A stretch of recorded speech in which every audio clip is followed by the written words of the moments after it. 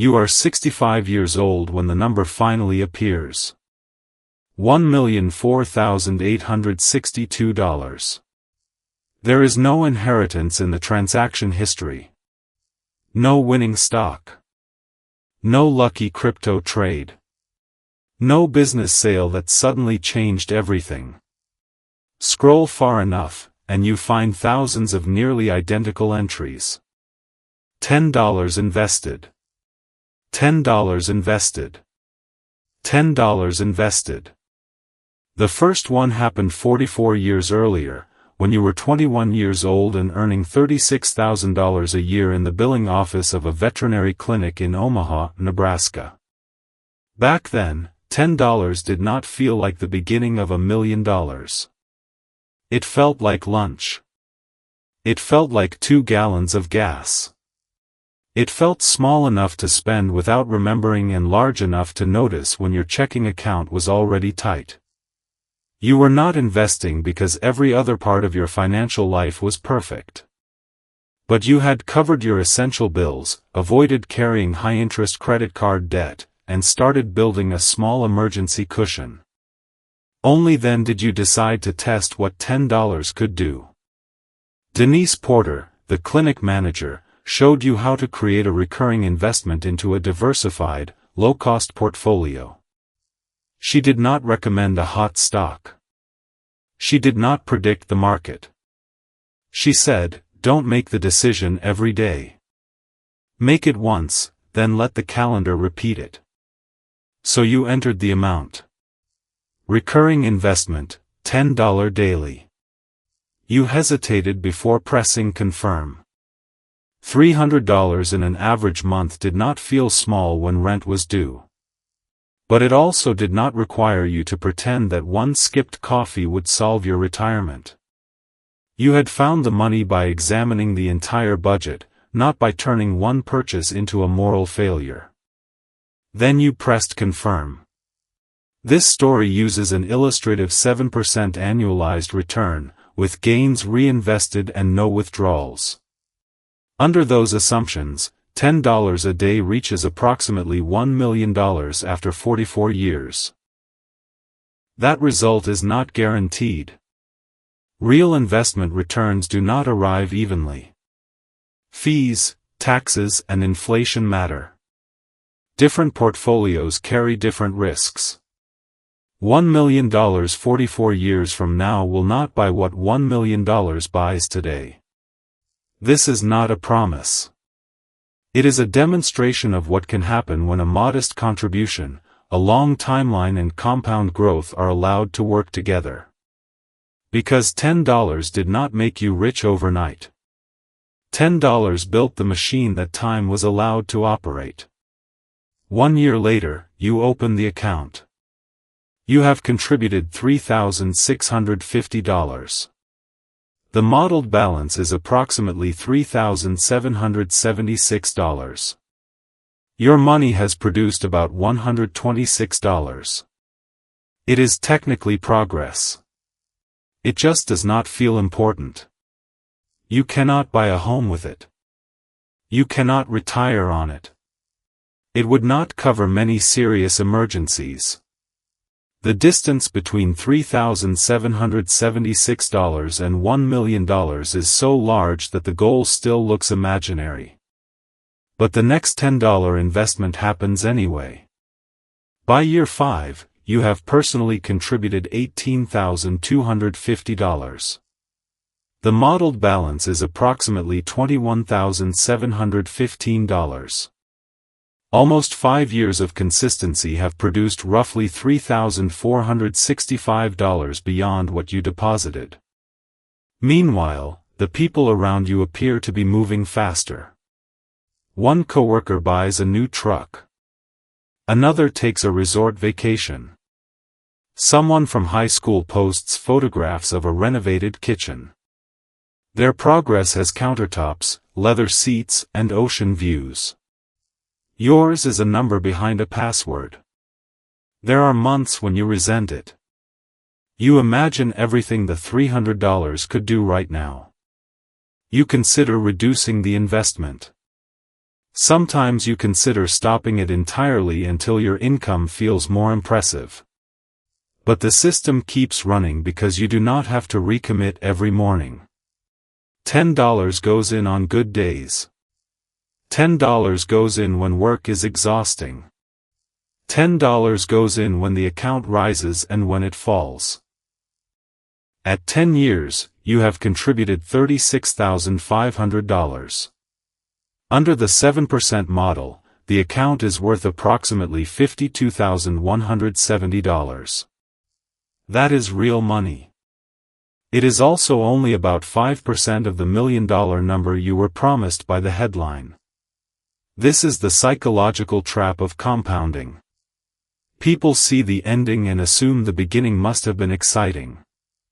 It usually is not. The first decade feels slow because you are still doing most of the work. Nearly every major increase comes from money you earned, budgeted and transferred yourself. Your old deposits are growing, but they have not accumulated enough mass to become the dominant force. You are 31 now.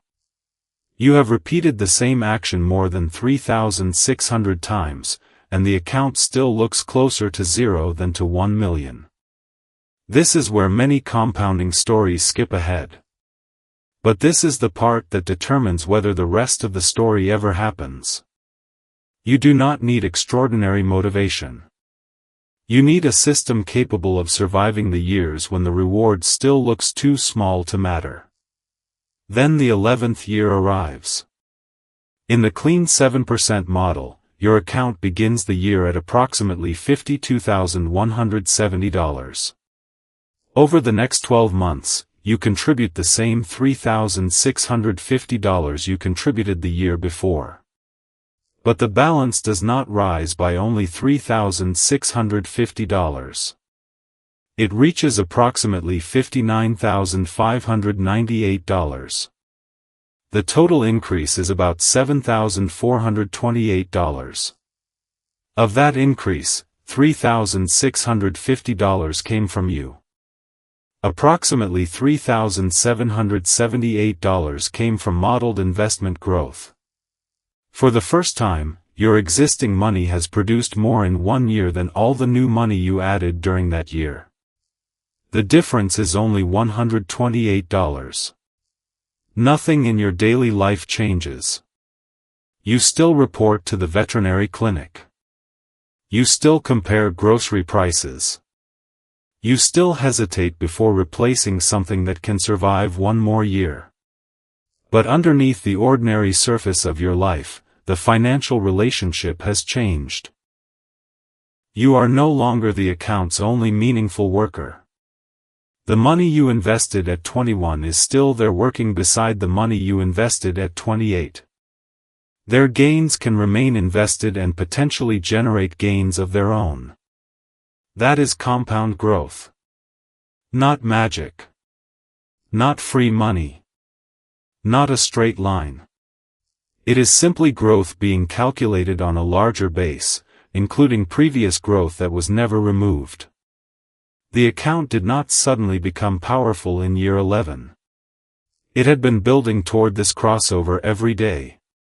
You just could not see it yet. And this is only a clean mathematical illustration. The market will not politely deliver 7% every calendar year. In real life, the crossover might arrive earlier, disappear during a decline and return later. But the model reveals something important. At first, your contribution controls nearly everything. Later, time and the accumulated balance begin carrying more of the load. If you stop during the early years, you lose more than the next $10 deposit. You interrupt the process before the existing money has a chance to become a serious contributor. Compounding did not become powerful when you understood it. It became powerful when you stopped interrupting it. Then, just as the account begins to feel dependable, you receive a statement that appears to contradict the entire story. You have continued investing. But your balance has gone backward. You open the account expecting another year of progress. Instead, the balance is lower than it was 12 months earlier. You added $3,650. Every recurring investment was completed. But market losses were larger than your new contributions. You did everything the system asked you to do, and the number still fell. This is the moment a smooth compound interest chart never prepares you for. The chart shows a clean curve rising from the lower left corner to the upper right. Your actual account looks nothing like that. It rises, pauses, falls, and sometimes remains below an old high for months or years. Your first instinct is to stop the recurring investment. Not permanently, you tell yourself. Just until things become safe again. But safe again usually means waiting until prices have already recovered and the fear has disappeared.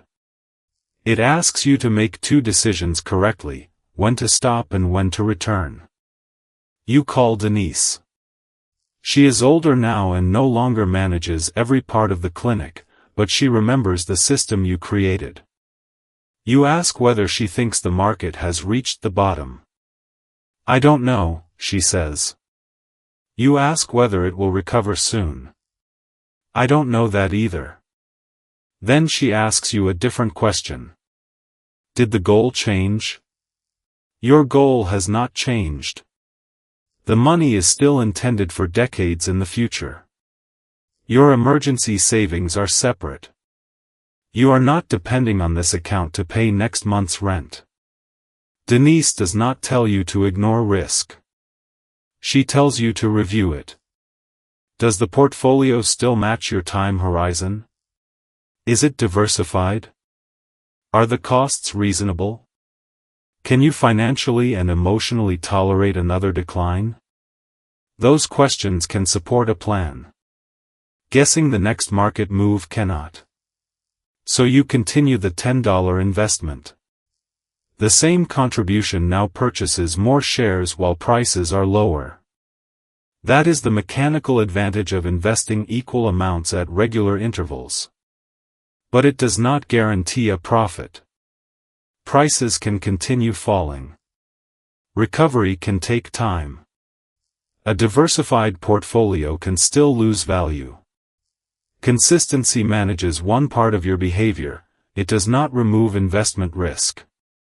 For several more months, the statement remains uncomfortable. You stop treating every decline like a verdict on the entire 44-year plan. Instead, you separate two lines. The balance is inconsistent. The contribution is not. The account does not grow in a straight line. The habit does. Eventually, the market changes direction. You do not know the exact day it happens because you have stopped trying to identify the bottom. The lower-priced shares begin participating in the recovery. The account climbs back toward its old high and eventually moves beyond it. You are relieved, but the deeper lesson is not that every decline ends quickly. It is that a long-term plan must be built with enough emergency liquidity, diversification, and risk awareness that you are not forced to abandon it during a bad year. $10 alone cannot do that. The surrounding financial system matters. Your emergency fund protects the investment from short-term expenses. Your budget protects the contribution. Your time horizon gives volatility room to exist. Your asset allocation determines how much volatility you are accepting. The recurring investment is only one piece. But it is the piece that keeps showing up. Soon, the balance crosses $100,000. Then something changes again. The time required to move from one milestone to the next begins shrinking, even though your daily investment never increases beyond $10. The account crosses $100,000 around the middle of year 16. It took more than 15 years to reach the first six-figure milestone. By then, you have contributed roughly $57,000. The rest is modeled growth. The number matters, but the change in speed matters more. Reaching $250,000 takes until approximately year 26. By then, your personal contributions total about $94,000. For the first time, the account contains substantially more growth than money you deposited. You are still investing $10 a day. You did not discover a better stock. You did not increase the risk. You did not receive a sudden raise and pour it into the market. The base simply became larger. A 7% return on $20,000 is only $1,400. The same percentage on $200,000 is $14,000. The rate has not changed. The amount exposed to that rate has. Life keeps moving around the account. The veterinary clinic replaces its paper files with tablets. Coworkers retire. Denise eventually does too. Your first apartment becomes a distant memory. Cars, phones and grocery prices all change. But behind every version of your life, the same instruction remains active. $10 invested. At approximately year 35, the modeled balance crosses $500,000. You have personally contributed about $128,000. It took roughly 15.5 years to move from $0 to $100,000. Moving from $500,000 to $1 million will take less than 10 more years under the same assumptions. That acceleration is the part people notice. What they do not notice are the decades required to create the base that made acceleration possible. The last $500,000 is not easier because the market suddenly becomes generous. It arrives faster because every return is now being calculated against a much larger balance. You are still contributing. But you are no longer carrying the account alone. Before the story reaches $1 million, the headline needs to defend itself. The 7% assumption produces approximately $1,004,862 after 44 years. Change that assumption, and the ending changes dramatically. At 5%, the modeled result is about $565,000. At 6%, it is approximately $751,000. At 7%, it slightly exceeds $1 million. At 8%, it reaches approximately $1.35 million. The daily contribution is identical in every scenario. Only the assumed return changes. That is why 1 percentage point is not a minor detail when it compounds for 44 years. The difference between the 6% and 7% scenarios is more than $250,000. And returns are not the only variable. Fees reduce the amount left to compound. Taxes depend on the account, the investment, and when money is withdrawn. A poorly diversified portfolio can expose the plan to risks that a smooth calculator cannot display. Inflation creates another problem. The $1 million shown at the end is a nominal future balance. It will not have the purchasing power that $1 million has today. That does not make the result meaningless. It makes the assumptions visible. The honest lesson is not that $10 a day guarantees millionaire status. It is that small contributions can become surprisingly large when they receive enough time, reasonable returns, and consistent reinvestment. The title shows one possible outcome. Your actual financial plan must survive many others. At 65, you open the account again. The balance reads $1,004,862. There is no dramatic sound. No one delivers an oversized check. You do not buy a sports car or announce your retirement from a private jet. You sit at the same kitchen table where you have paid bills for years. Then you open the contribution history.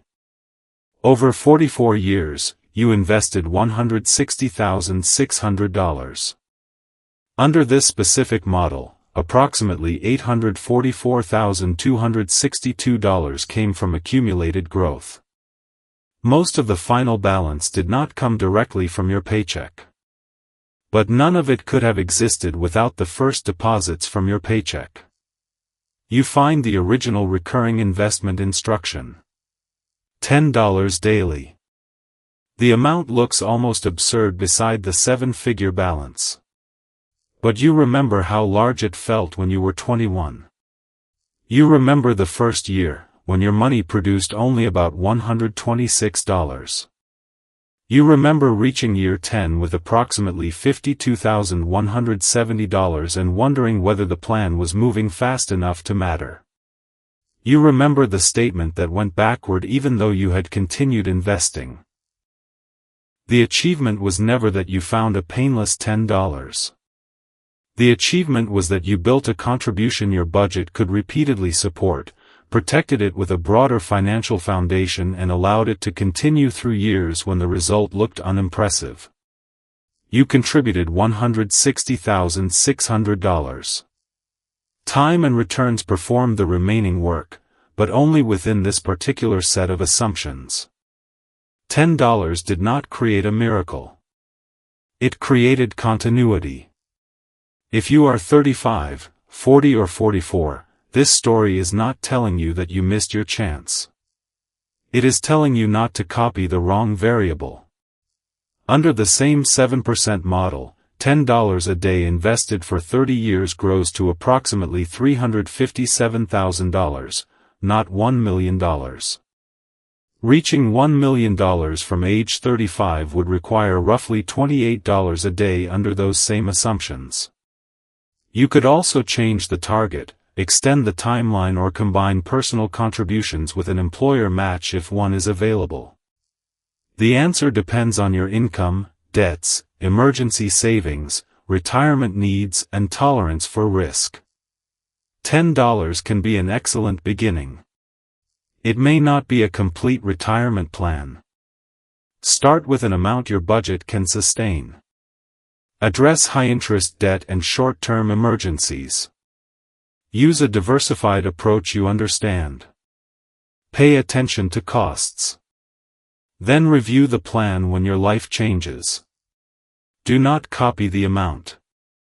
Copy the consistency, and resize the plan. Because $10 did not make you rich. It built a machine that time was allowed to operate. If you want to see what changes when the daily investment becomes $10, $25, or $50, subscribe and watch the next comparison. The numbers will be different. The principle will not. $10 can start the system. It cannot ignore your timeline.